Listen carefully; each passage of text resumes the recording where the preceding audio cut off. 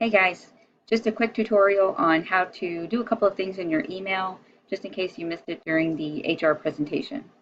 So I'm already logged in, so hopefully by now you've already gotten to use your username and your crazy long password, and you were able to choose your preferred language, which hopefully that's English, and then just the time zone, which should just be the US and Canada Central Time. So the first thing I'm just going to show you here is just how to search for someone in email if you've never emailed them before. So if I just click on New, I can begin my search. If you'll notice, it's already going to have some suggested contacts for people who have already contacted in the past. So I'm just going to search for a contact. So for example, if I want to search for someone named Paulina, I can see a couple of options here that have come up. I can also hit search directory and it will show me anyone else with that last name. Or if I just have PA, for example, once I begin to type it, I can see the different options that appear. If I don't see the person I'm looking for, I can click on search directory. Just like that, and then I have a few more options to choose from.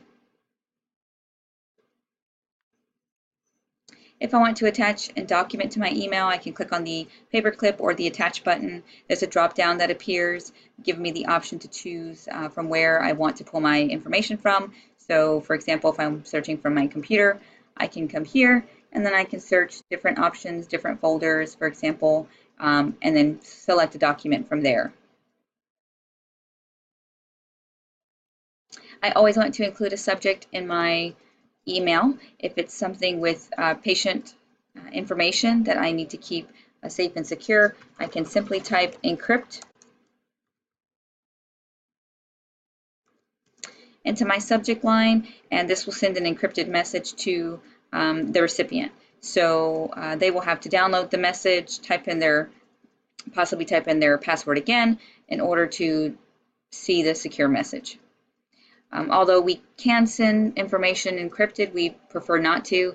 Ideally, you should send this through ECW or send through the Teams app. It's much more safe, much more secure. The last thing I'm going to show you is just up here at the top, we have the option to set up your signature. So let me pull myself over here. So down here, if I go to this button here, this little cogwheel down at the bottom where it says Mail, I have the option, just move myself again here, to go down to email signature. This one's a pretty popular option that people like to go in and update. So from here, I can type in my name, my title, my location, address, my office number, my cell phone number.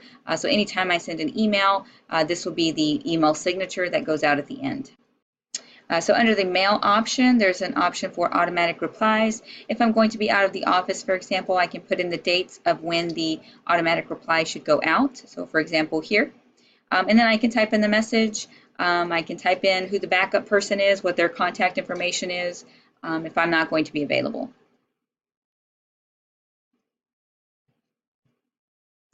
So that's just a quick little couple of tips there. If you guys have any questions, feel free to reach out. We're always happy to help.